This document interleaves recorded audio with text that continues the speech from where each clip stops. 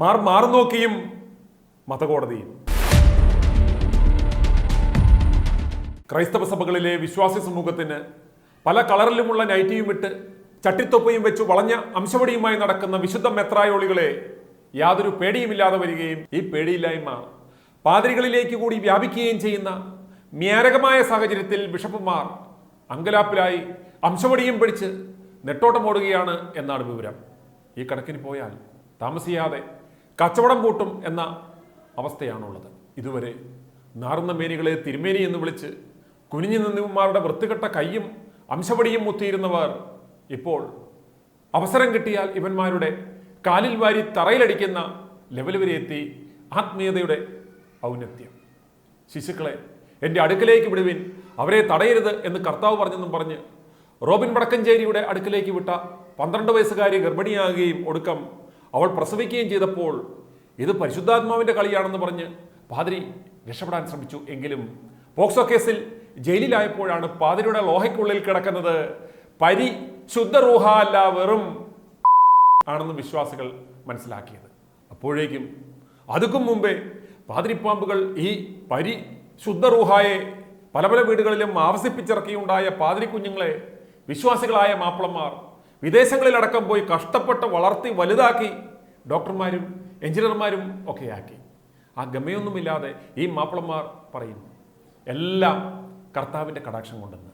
പാതിരിപ്പാമ്പുകളുടെ നിലനിൽപ്പിൻ്റെ പ്രതിസന്ധി ഇപ്പോൾ ഏറ്റവും കൂടുതൽ രൂക്ഷമായിരിക്കുന്നത് കത്തോലിക്ക സഭയിലാണ്.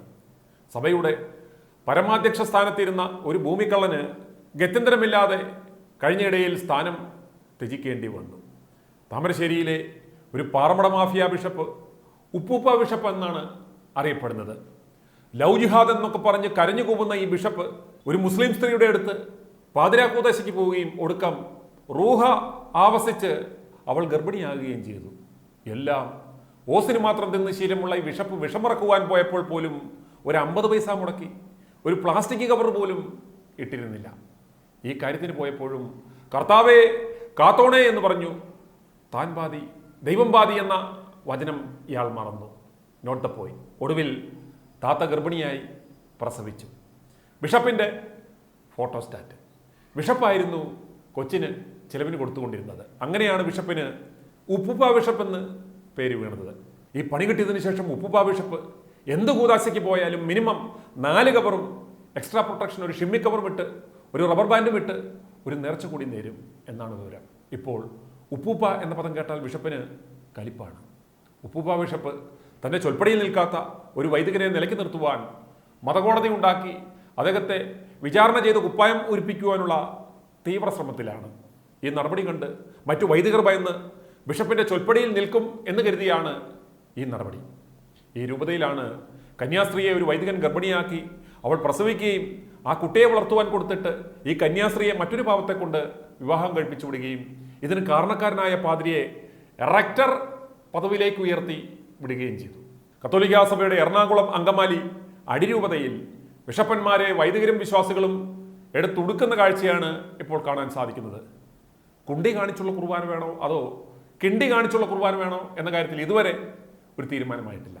അതുകൊണ്ട് എറണാകുളം അങ്കമാലി അടിരൂപതയിലും മതകോടതി സ്ഥാപിച്ചു വൈദികരെ വിരട്ടി കുറേ എണ്ണത്തിനെ കുപ്പായം പൂരിപ്പിച്ചു കഴിഞ്ഞാൽ എല്ലാം കലങ്ങിത്തെളിയുമെന്ന് ആരോ പറഞ്ഞതിൻ്റെ അടിസ്ഥാനത്തിൽ മാറുനോക്കി മതകോടതി സ്ഥാപിക്കുവാനുള്ള അനുമതി കൊടുത്തു കഴിഞ്ഞു എന്നാണ് വിവരം. ഇത്തരമൊരു ആഗ്രഹം മാറുനോക്കി മനസ്സിൽ വെച്ചിരുന്നാൽ മതിയെന്നും എറണാകുളത്ത് അത് വേഗില്ലെന്നും അൽമായ മുന്നേറ്റം നേതാക്കൾ പറഞ്ഞു. മതകോടതി സ്ഥാപിച്ച് സഭയെ പ്രാകൃത യുഗത്തിലേക്ക് കൊണ്ടുപോകുവാനുള്ള തീരുമാനത്തിനെതിരെ 328 ഇടവകളിലെ പ്രധാന ഭാരവാഹികളുടെ യോഗം ഇന്ന് എറണാകുളത്ത് ചേരുകയാണ്. സമ്മേളനത്തിന് പ്രമേയം വത്തിക്കാന് നൽകുമെന്നും അൽമായ മുന്നേറ്റം നേതാക്കൾ പറഞ്ഞു. കൂടുതൽ വിശദാംശങ്ങൾ അൽമായ മുന്നേറ്റം പ്രതിനിധി ഷൈജു ആന്റണിയിൽ നിന്നും നമുക്കറിയാം.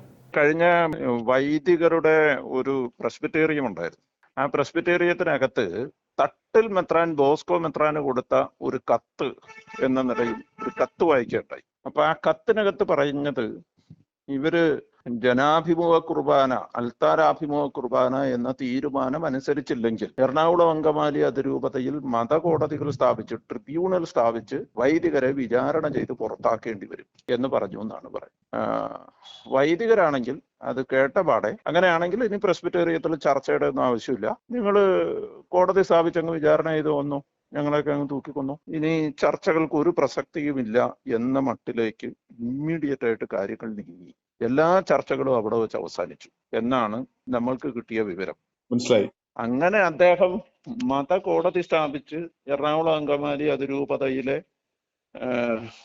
400ഓളം വരുന്ന വൈദികരെ പുറത്താക്കാനാണ് തീരുമാനമെങ്കിൽ ആ തീരുമാനത്തെ എങ്ങനെ നേരിടണമെന്ന് എറണാകുളം അങ്കമാലി അതിരൂപതയിലെ വിശ്വാസികൾക്കറിയാം, ഞങ്ങൾക്കറിയാം എങ്ങനെയാണ് അത് നേരിടേണ്ടതെന്നറിയാം. ഈ മതകോടതി സ്ഥാപിക്കണമെങ്കിൽ ഏറ്റവും ആദ്യം സ്ഥാപിക്കേണ്ടിയിരുന്നത് കർദിനാൾ ആലഞ്ചേരിക്കെതിരെയല്ലേ. 14 ക്രിമിനൽ കേസുണ്ട് ഈ ഭൂമി കച്ചവടത്തിൽ മുഴുവനും. സുപ്രീം കോടതി വരെ പോയിട്ട് വിചാരണ നേരിടണമെന്ന് ആവശ്യപ്പെട്ടു. വത്തിക്കാൻ കർദിനാൾ ആലഞ്ചേരിയോട് റെസ്റ്റിറ്റ്യൂഷൻ നടത്തണമെന്ന് ആവശ്യപ്പെട്ടു. ഈ റെസ്റ്റിറ്റ്യൂഷൻ എന്ന് പറയുന്ന വാക്കിന് കത്തോലിക്ക സഭയിൽ വളരെ പ്രാധാന്യമുണ്ട്. ആ വാക്കിന്റെ അർത്ഥം പ്രായശ്ചിത്തം എന്നാണ്. കർദിനാൾ പ്രായശ്ചിത്തം ചെയ്യണമെന്ന് വത്തിക്കാൻ ആവശ്യപ്പെട്ടു. ആ കർദിനാളിനെ ഒരു വിചാരണയും കൂടാതെ യാതൊരു പ്രായശ്ചിത്തവും നടത്താതെ ഇദ്ദേഹം തട്ടിൽ മെത്രാൻ മേജർ ആർച്ച് ബിഷപ്പായി സ്ഥാനമേറ്റ ദിവസം കർദിനാൾ കുറ്റം ചെയ്തിട്ടില്ലെന്ന് തട്ടിൽ മെത്രാൻ പ്രഖ്യാപിച്ചു. കർദിനാൾ കുറ്റം ചെയ്തിട്ടേ ഇല്ല എന്ന് ഇദ്ദേഹം അങ്ങ് പ്രഖ്യാപിച്ചു. അപ്പൊ ഇവിടെ വിചാരണയൊന്നും വേണ്ടേ? അപ്പൊ മെത്രാന്മാര് എന്ത് തോന്നിവാസവും കാണിക്കാം, ഒരു വിചാരണയും ഇല്ല. സത്യം പറഞ്ഞാൽ വിചാരണ നടത്തുവാണെന്നുണ്ടെങ്കിൽ എത്ര വൈദികരെ ഇപ്പൊ സഭയിൽ തന്നെ തുടരുന്ന എത്ര ഈ പറയുന്ന തരത്തിലുള്ള പലതരം പീഡന കേസുകളിലും ശിശുപീഡനങ്ങളിലും മടക്കൂട്ട പീഡനങ്ങളിലും ഒക്കെ പ്രതികളായ എത്രയോ പേര് ഇന്നും സഭയിൽ സുഖിച്ചു വാഴുന്നു. ഞാൻ പറഞ്ഞതേ, നിങ്ങൾ ഒരൊറ്റ കാര്യം നിങ്ങൾ ആലോചിച്ചു. ഇപ്പൊ ജോമോൻ കണ്ടത്തിക്കനാന്ന് പറഞ്ഞൊരു വൈദികൻ, ആ വൈദികന് കന്യാസ്ത്രീയിൽ ഒരു കുട്ടി ഉണ്ടായി. ആ കുട്ടിയെ വേറെ ഒരു കുടുംബത്തിന് ദത്ത് നൽകി. ആ കന്യാസ്ത്രീയെ പുറത്താക്കി. ഈ കണ്ടത്തിങ്കര എന്ന് പറയുന്ന അച്ഛനെ ഇന്നും സഭ സംരക്ഷിക്കുകയാണ്. ഒരു വിചാരണയില്ല, മതകോടതിയുമില്ല. ഇടുക്കിയിലെ ഒരു വികാരി ജനറൽ ആയിരുന്ന ഒരു മെത്രാന്റെ ബ്ലൂ ഫിലിം വരെ നമ്മളടക്കമുള്ള ആളുകൾ എല്ലാവരും കണ്ടു. അല്ല, മെത്രാനല്ല, വികാരി ജനറൽ ആയിരുന്ന ഒരു വൈദികന്റെ. ഒരു മതകോടതി ഉണ്ടായില്ലല്ലോ. അപ്പോ മതകോടതികൾ സ്ഥാപിക്കേണ്ട ഇടങ്ങളിലൊന്നും ഒരു മതകോടതി ഇല്ല. റോബിനച്ചനെ ശിക്ഷിച്ചത് മതകോടതിയല്ല, റോബിനച്ചനെ ശിക്ഷിച്ചത് ഇവിടുത്തെ ഇന്ത്യയിലെ നീതിന്യായ വകുപ്പാണ്. അന്ന് മതകോടതി ഉണ്ടായിരുന്നില്ല. മെത്രാനെ അനുസരിച്ചില്ല എന്നുള്ള, അല്ലെങ്കിൽ മെത്രാന്മാര് പറഞ്ഞ അനീതിപരമായ ഒരു തീരുമാനത്തെ അനുസരിച്ചില്ല എന്ന് പറയുന്ന ഒരു കാരണത്തെ, അല്ലെങ്കിൽ ചോദ്യം ചെയ്തു എന്ന് പറയുന്ന ഒരു കാരണത്തെ മുൻനിർത്തി മതകോടതികളിലുമായിട്ട് തിരിച്ചു വരാനാണ് ഇവരുടെ ഭാവമെങ്കിൽ ഇവർ കത്തോലിക്ക സഭയെ കേരളത്തിൽ കുഴിച്ചു മൂടാൻ ഒരുക്കുന്നു എന്നുള്ളതാണ് അതിന്റെ അർത്ഥം. അല്ലെ, പ്രധാനമായിട്ടുള്ള ഒരു കാര്യം എന്താണെന്ന് വെച്ച് കഴിഞ്ഞാൽ ഈ രാഷ്ട്രീയ നേതൃത്വത്തിന്റെ എല്ലാ കാലാകാലങ്ങളിലായി ആരൊക്കെ ഭരിക്കുന്നവരെയൊക്കെ തൃപ്തിപ്പെടുത്താനും അവരുടെ കയ്യിൽ നിന്ന് നക്കാപ്പിച്ച വാങ്ങിക്കാനും ബിഷപ്പുമാര് പരിശ്രമിച്ചിട്ടുണ്ട്. ആ പരിശ്രമത്തിന്റെ ഭാഗമായിട്ട് അവർ പലവട്ടം ഇത്തരം കാര്യങ്ങളിൽ വിജയിക്കുകയും ചെയ്തിട്ടുണ്ട്. ആ വിജയത്തിന് ഇപ്പോഴത്തെ കണ്ടീഷനിൽ ഇനി BJP ഞങ്ങളുടെ ചൊൽപ്പടിക്ക് നിൽക്കും എന്നുള്ള ഒരു ആത്മവിശ്വാസം ഇവർക്കുണ്ട്. ആ ആത്മവിശ്വാസം അത്യാപത്താണെന്ന് തിരിച്ചറിയാനുള്ള വിവേകം ഇവർക്കുണ്ടോ ഇല്ലയെന്ന് എനിക്ക് അറിഞ്ഞുകൂടാ. കാരണം ഇങ്ങ് തൊട്ടടുത്ത് തെലുങ്കാന വരെ ക്രിസ്ത്യാനിയെ എത്തിക്കഴിഞ്ഞിരിക്കുന്നു, ഇവിടം വരെ എത്തിയിരിക്കുന്നു. വലിയ ദൂരം വരെ നമുക്ക് പോകേണ്ടതില്ലാത്തൊരവസ്ഥയിലേക്ക് എത്തിയിരിക്കുന്നു. അപ്പൊ അത് തിരിച്ചറിയാനായിട്ട് ഈ മെത്രാന്മാർക്ക് പറ്റില്ല. പിന്നെ അത് മാത്രമല്ല, മെത്രാന്മാർക്ക് അതൊന്നും ഒരു പ്രശ്നമല്ലാന്ന്. സ്വന്തം അധികാര സാമ്രാജ്യം, അവരുടെ അധികാര സ്ഥാനങ്ങളും അവരുടെ കസേരയും എന്നുള്ളതല്ലാതെ വേറൊരു കൺസേൺ അവർക്കില്ലല്ലോ. വേറൊരു കൺസേൺ അവർക്കില്ല. അവർക്ക് വിശ്വാസമോ വിശ്വാസികളോ അവർക്ക് പ്രശ്നമല്ല. വിശ്വാസികളെ സംബന്ധിച്ചിടത്തോളം വിശ്വാസം വലിയ പ്രശ്നമാണ്. ഞങ്ങളൊക്കെ ഫൈറ്റ് ചെയ്യുന്നത്, ഞങ്ങളുടെ സകലതും നഷ്ടപ്പെടുത്തിക്കൊണ്ട് ഞങ്ങളൊക്കെ ഫൈറ്റ് ചെയ്യുന്നത് ഞങ്ങളുടെ വിശ്വാസത്തിന് വേണ്ടിയിട്ടാണ്. പക്ഷെ ഇവരെ സംബന്ധിച്ചിടത്തോളം വിശ്വാസവും വിശ്വാസികളും ഒന്നും ഒരു പ്രശ്നമല്ല. അവർക്ക് എന്തുമാകാം. വിശ്വാസം നഷ്ടപ്പെട്ടാലും അവരെ ബാധിക്കുന്നില്ല, വിശ്വാസികൾ നഷ്ടപ്പെട്ടാലും അവരെ ബാധിക്കുന്നില്ല. കാരണം അവർക്ക് അവരുടെ ബിഷപ്പ് ഹൗസും അവരുടെ ബാക്കിയുള്ള സേഫ് ആയിരിക്കുക, അവരുടെ FCRA അക്കൗണ്ട് ഓൾവേസ് ഫങ്ഷണറി ആക്കുക, അത്രേ ഉള്ളൂ. അപ്പുറത്തേക്ക് യാതൊരു സാധനവും അവർക്കില്ല. ഇപ്പൊ കർദിനാൾ ആലഞ്ചേരിയെ പുറത്താക്കിയത് ഞങ്ങളാരുമല്ല, പുറത്താക്കിയത് വത്തിക്കാനാണ്. വത്തിക്കാൻ പുറത്താക്കിയ കർദിനാൾ ആലഞ്ചേരിക്ക് വേണ്ടി മൗണ്ട് സെന്റ് തോമസിനകത്ത് പുതിയ കെട്ടിടം നവീകരിച്ചുകൊണ്ടിരിക്കുകയാണ്. മനസ്സിലായോ? എന്ത് പോകാനാണ്? അവരെ പുറത്താക്കിയാലും അകത്താക്കിയാലും അവർക്ക് എങ്ങനെ വീണാലും 4 കാശ് എന്ന് പറഞ്ഞ പോലത്തെ ഒരു അവസ്ഥയാണ് ഇന്ന് മെത്രാന്മാർക്കുള്ളത്. അതെ അതെ അവർക്ക് എന്തുമാകാം അതെ. എന്നുള്ളൊരവസ്ഥയാണ്. അത്ര ഇനിയിപ്പോ ആ ഈ അവസ്ഥയ്ക്ക് എറണാകുളം അങ്കമാലി അതിരൂപതയിലെ വിശ്വാസികൾ കൃത്യമായ മറുപടി കൊടുത്തിരിക്കുന്നു. അതിനെ സാമൂഹികമായും നിയമപരമായും ഞങ്ങൾ നേരിടും എന്നുള്ള കാര്യത്തിൽ ഒരു സംശയമില്ല. അതിനെ പ്രതിരോധിക്കാനും ഉപരോധിക്കാനുമുള്ള കപ്പാസിറ്റിയൊക്കെ ഇന്ന് എറണാകുളം അങ്കമാലി അതിരൂപതയിലെ വിശ്വാസികൾക്കുണ്ട്. ഈ തട്ടില് മാത്രമല്ല എല്ലാ മെത്രാന്മാരും തട്ട് മേടിക്കും ഒരു സന്ദേശം ഓൾറെഡി ഇപ്പൊ എറണാകുളം അങ്കമാലി അതിരൂപതയിലെ വിശ്വാസികൾ കൊടുത്തതാണല്ലോ. അന്നേരം അതിൽ നിന്നൊരു പേടി ഇനി മറ്റുള്ള ഇപ്പൊ ഒരു ഗ്രൂപ്പിംഗ് നടക്കുന്നില്ലേ, അതായത് മറ്റുള്ള കത്തോലിക്ക സഭയിലെ മാത്രമല്ല ഇതര ക്രൈസ്തവ കച്ചവട സമൂഹങ്ങളിലുള്ള ഈ കുപ്പായധാരികളും ഒരു രഹസ്യ ധാരണയിലേക്ക്, അതായത് അവരെല്ലാം അഭിമുഖീകരിക്കുന്ന ഒരു പ്രശ്നമാണ് ഈ വിശ്വാസികൾ എൻലൈറ്റൻഡ് ആകുന്നു, വിശ്വാസികൾക്ക് ബോധം വെക്കുന്നു എന്നുള്ളത്. അന്നേരം ഇവരെ എല്ലാം ചൊൽപ്പടിക്ക് നിർത്താൻ പറ്റാവുന്ന തരത്തിലുള്ള സമാനമായ മതകോടതി എന്നൊരു കൺസെപ്റ്റും ഒക്കെ ഇത് അവരുടെ വിവരക്കേട് കൊണ്ടാണ് അവരിതൊക്കെ ഇത്തരം കാര്യങ്ങളൊക്കെ പറയുന്നത്. ഞാൻ പറയണത് എന്താന്ന് വെച്ച് കഴിഞ്ഞാൽ ഇവര് മതകോടതി സ്ഥാപിച്ചാലോ അല്ലെങ്കിൽ മറ്റെന്തെങ്കിലോ സ്ഥാപിച്ചാലോ അതിനെ ഭയപ്പെടാൻ തക്ക വിധത്തിലുള്ള വിശ്വാസികളോ വൈദികരോ അല്ല ഇന്ന് നിലവിലുള്ളത്. അവരുടെ ചൊൽപ്പടിക്ക് നിൽക്കുകയും അവരെ ഭയപ്പെട്ട് ജീവിക്കുകയും ചെയ്യുന്ന കുറച്ച് വിശ്വാസികളും കുറച്ച് വൈദികരും കാണും. അതാണ് ഈ ലോകം എന്ന് വിചാരിക്കരുത്. പൊട്ടക്കുളത്തിൽ പുളവൻ മഹീന്ദ്രൻ എന്ന് പറഞ്ഞ പോലെ അവരുടെ ചുറ്റുമുള്ള ഈ സ്തുതിപാഠകർ മാത്രമാണ് ഈ ലോകം എന്നുള്ള ഒരു തെറ്റിദ്ധാരണയുടെ പുറത്താണ് അവർ ജീവിക്കുന്നത്.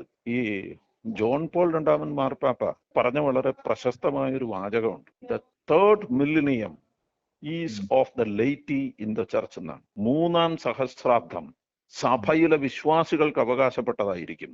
അതിലേക്ക് കാര്യങ്ങൾ അടുക്കുന്നു എന്നൊരു തോന്നലും ഭീതിയും കൊണ്ട് മെത്രാന്മാരുണ്ടാക്കുന്ന ഒരു വല്ലാത്ത അസ്വസ്ഥതയാണ് ഈ കാണുന്നത് മൊത്തം. മെത്രാന്മാരുടെ ഏറ്റവും വലിയൊരു അസ്വസ്ഥത അതാണ്. വിശ്വാസികൾ എൻലൈറ്റൻഡ് ആകുന്നു, അവരിലേക്ക് കാര്യങ്ങൾ ചെല്ലുന്നു.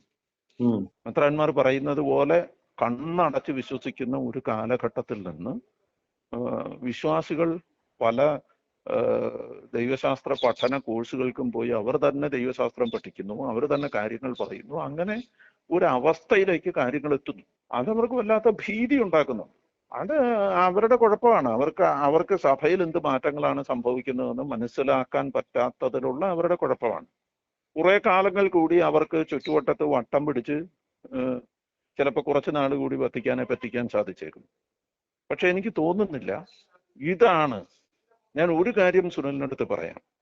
ഒരു മതകോടതി സ്ഥാപിച്ച് ഇവിടെ ട്രിബ്യൂണൽ സ്ഥാപിച്ച് കർക്കശമായ ഈ തീരുമാനം അടിച്ചേൽപ്പിക്കാനും വൈദികരെ പുറത്താക്കാനും ഒക്കെയാണ് നിൽക്കുന്നതെങ്കിൽ ഏറെ താമസിയാതെ കർദിനാൾ ആലഞ്ചേരിയുടെ അതേ വഴിയെ മാർ റാഫേൽ തട്ടിലും സഞ്ചരിക്കും.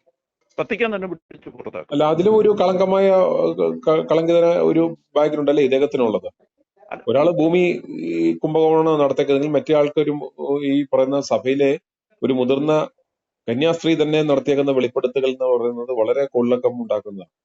അതെ, ഒത്തിരി കോളിളക്കങ്ങൾ ഉണ്ടാക്കിയതാണ്. പിന്നീട് ആ കന്യാസ്ത്രീ തിരിച്ചു പോയത് കൊണ്ട് ഇദ്ദേഹം രക്ഷപ്പെട്ടു. ആ കോളിളക്കത്തിൽ നിന്ന് ആ കന്യാസ്ത്രീ ഒരു പടി പുറകോട്ട് പോയത് കൊണ്ടാണ് ഇദ്ദേഹം രക്ഷപ്പെട്ടത്. ഞാൻ പറഞ്ഞത് ബേസിക്കലി ഉള്ളിലൊന്നുമില്ല. ഞാൻ പറഞ്ഞു, നമ്മൾക്ക് അദ്ദേഹം ഒരു കാര്യം പറഞ്ഞാൽ അതിൽ നിന്ന് സ്വീകരിക്കാൻ പറ്റുന്ന എന്തെങ്കിലും അതിൽ ഉണ്ടാകണ്ടേ? അതിലില്ല.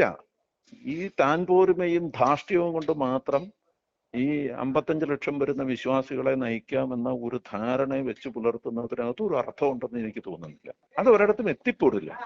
മനസ്സിലായി? ഞാൻ പറയണെന്ന് വെച്ച് കഴിഞ്ഞാൽ ഒരു മേജർ ആർച്ച് ബിഷപ്പ് ഇറങ്ങി നടന്ന് ലോകം മുഴുവൻ നടന്ന് കുറേ മണ്ടത്തരങ്ങൾ വിളിച്ചു പറയുന്നു. അത് കഴിഞ്ഞ് കഴിയുമ്പോൾ ഈ ലോകത്തുള്ള സകല മനുഷ്യരും ഈ മണ്ടത്തരങ്ങൾ വിശ്വസിക്കും എന്നാണ് അദ്ദേഹം ധരിക്കുന്നതെങ്കിൽ അദ്ദേഹം ഏത് ലോകത്താണെന്നൊന്ന് ആലോചിച്ച് നോക്കി. ഏത് മൂഢസ്വർഗത്തിലാണ് അദ്ദേഹം ജീവിക്കുന്നത്? അപ്പൊ ദിസ് ഇസ് ഇമ്പോസിബിൾ. ഇത് ഇങ്ങനെ ഒരു കാര്യം അദ്ദേഹം ചെയ്യട്ടെ. അദ്ദേഹം ചെയ്യണമെന്ന് തന്നെയാണ്. അദ്ദേഹം ചെയ്യട്ടെ. അത് ചെയ്തു കഴിഞ്ഞ് കഴിയുമ്പോൾ അതിനെ എങ്ങനെ ഞങ്ങൾ പ്രതിരോധിക്കുമെന്നും എങ്ങനെ ഞങ്ങൾ അതിനെ കാണുമെന്നും ഉള്ള കാര്യങ്ങളൊക്കെ അദ്ദേഹം പിന്നീട് അറിയാൻ പോവാണ്. ഇപ്പൊ തന്നെ ഇദ്ദേഹം ചെയ്ത ഒരു വലിയ അപകടം എന്താണെന്ന് അറിയാം. ഇത്രയും കാലം ഈ കത്തോലിക്ക സഭയിലെ മുഴുവൻ കാര്യങ്ങളും നമ്മളൊരു വിഷയവുമായി കോടതി ചെല്ലുമ്പോൾ ഇത് സഭയുടെ ആന്തരിക കാര്യമാണ്, അതുകൊണ്ട് കോടതി ഇടപെട്ടുകൂടാ എന്നാണ് ഇതുവരെ ഉണ്ടായിരുന്ന സകല മെത്രാന്മാരും സകല കർദിനാൾമാരും ഒക്കെ പറഞ്ഞുകൊണ്ടിരുന്നത്. ജോസഫ് പുലിക്കുന്നേൽ വരെ കൊടുത്ത കേസുകൾക്ക് ഇവർ കൊടുത്ത മറുപടി അനുസരിച്ച് സഭയുടെ ആഭ്യന്തര കാര്യമാണ്, കോടതി ഇടപെട്ടുകൂടാ. അത് കോടതി പല കാര്യങ്ങളിലും അത് കേൾക്കുകയും ചെയ്തു.